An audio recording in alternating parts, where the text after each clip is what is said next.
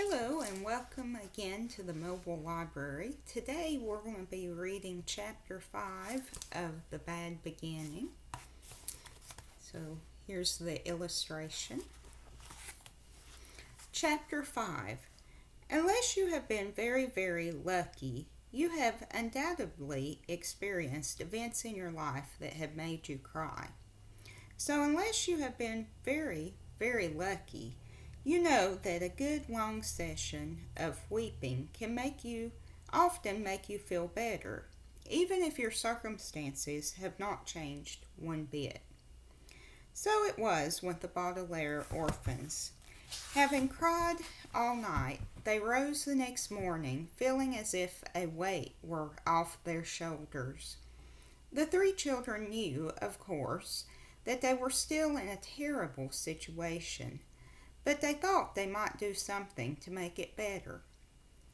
The morning's note from Count Olaf ordered them to chop firewood in the backyard, and as Violet and Klaus swung the axe down over each log to break it into smaller pieces, they discussed possible plans of action, while Sonny chewed meditatively on a small piece of wood.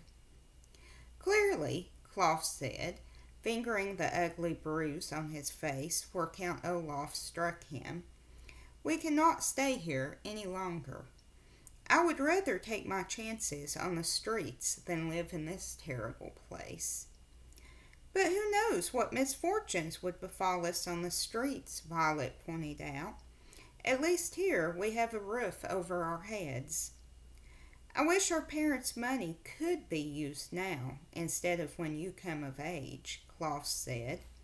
Then we could buy a castle and live in it with armed guards patrolling the outside to keep out Count Olaf and his troop.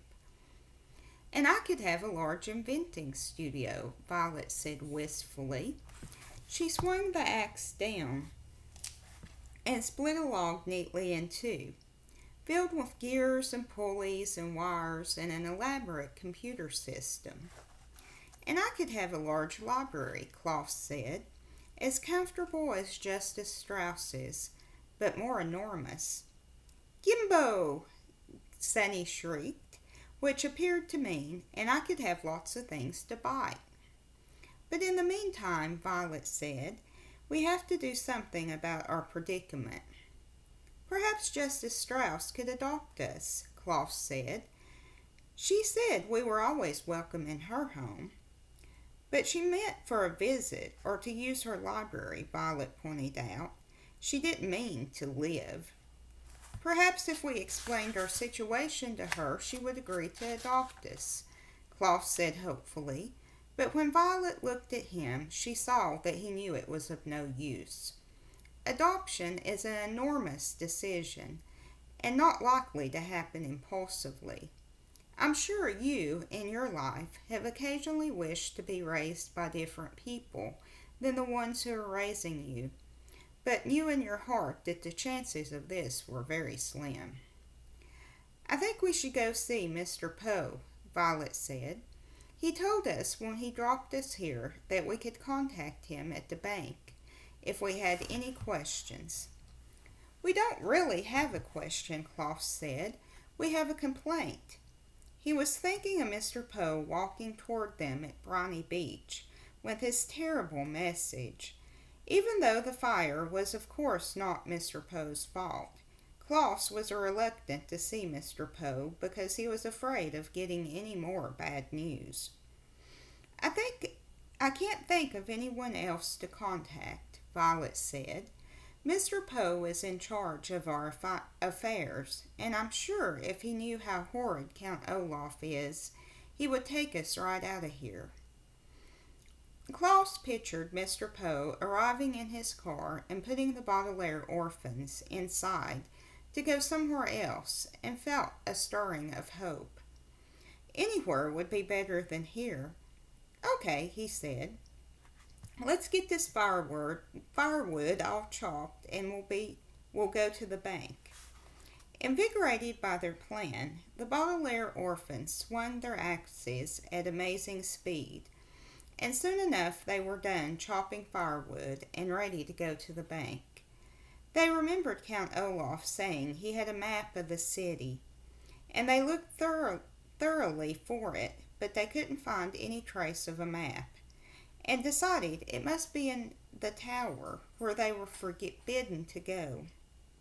So, without directions of any sort, the Baudelaire children set off for the city's banking district in hopes of finding Mr. Poe.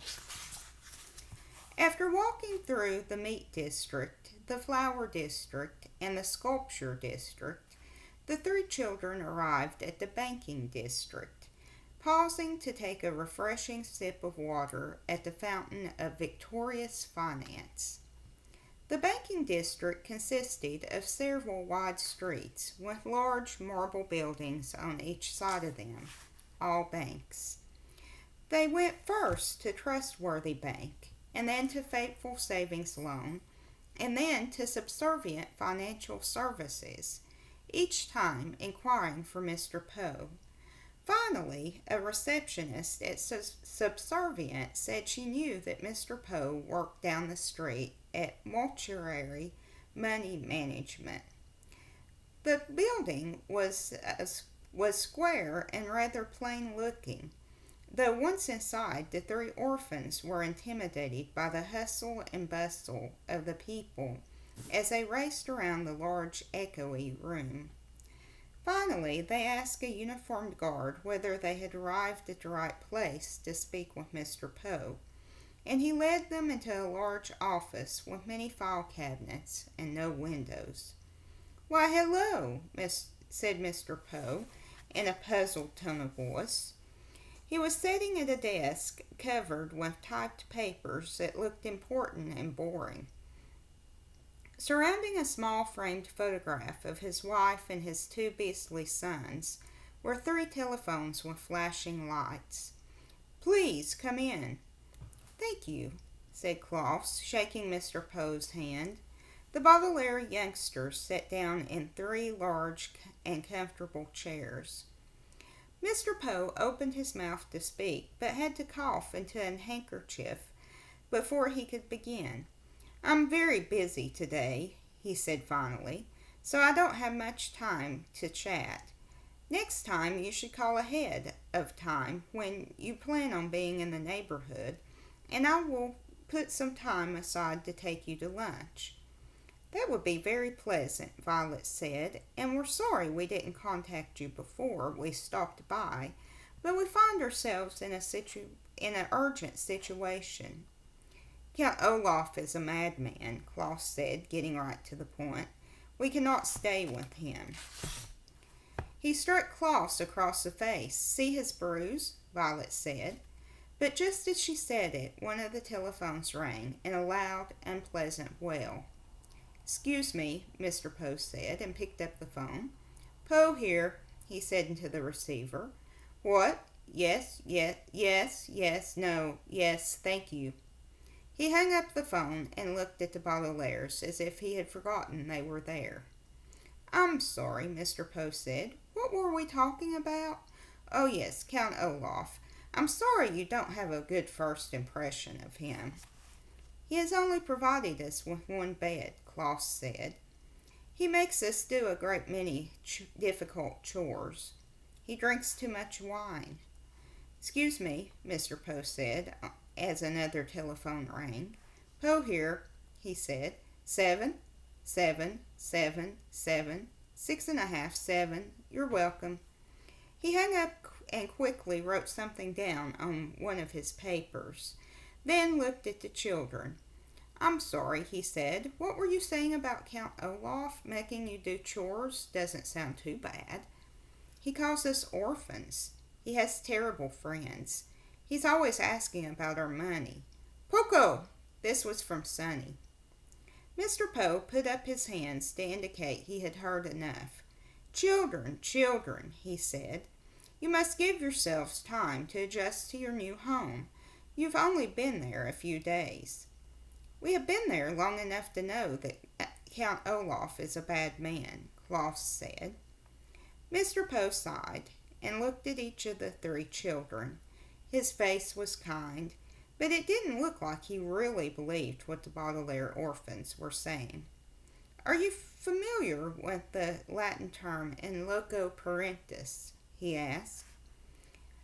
Violet and Sunny looked at Klaus, the biggest reader of the three. He was the most likely to know vocabulary words from foreign phrases. "Something about trains?" he asked. Maybe Mr. Poe was going to take them by train to another relative. Mr. Poe shook his head. "In loco parentis means acting in the role of a parent," he said. "It is a legal term, and it applies to Count Olaf. Now that you are in his care, the Count may raise you using any methods he sees fit. I'm sorry if your parents did not make you do any household chores, or if you never saw them drink any wine, or if you like their friends better than Count Olaf's friends.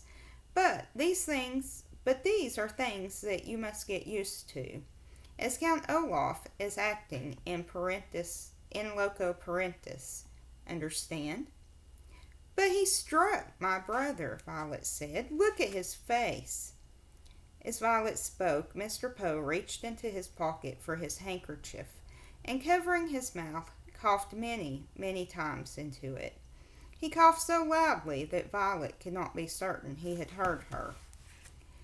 "Whatever Count Olaf has done," Mr. Poe said, glancing down at one of his papers and circling a number, "he has acted in loco parentis, and there's nothing I can do about it. Your money will be well protected by myself and by the bank, but Count Olaf's parenting techniques are his own business. Now, I hate to usher you out post haste, but I have much work to do." The children just sat there, stunned. Mr. Poe looked up and cleared his throat. "Post haste," he says, means you'll do nothing to help us," Violet finished for him. She was shaking with anger and frustration. As one of the phones began ringing, she stood up and walked out of the room, followed by Klaus, who was carrying Sunny. They stalked out of the bank and stood on the street, not knowing what to do next. "What shall we do next?" Klaus asked sadly. Violet stared up at the sky. She wished she could invent something that could take them out of here. "It's getting a bit late," she said. "We might as well go back and think of something else tomorrow. Perhaps we can stop and see Justice Strauss." "But you said she wouldn't help us," Klaus said. "Not for help," Violet said, "for books. It is very useful when one is young to learn the differences between literally and figuratively. If something happens literally, it actually happens. If something happens figuratively, it feels like it's happening. If you are literally jumping for joy, for instance, you are very happy. If you are figuratively jumping for joy, it means you are so happy that you could jump for joy, but are saving your energy for other matters." The Baudelaire orphans walked back to Count Olaf's neighborhood and stopped at the home of Justice Strauss, who welcomed them inside and let them choose books from the library. Violet chose several about mechanical inventions. Klaus chose several about wolves, and Sunny found a book with many pictures of teeth inside. Then they went to their room and crowded together on the one bed, reading intently and happily. Figuratively, they escaped from Count Olaf and their miserable existence.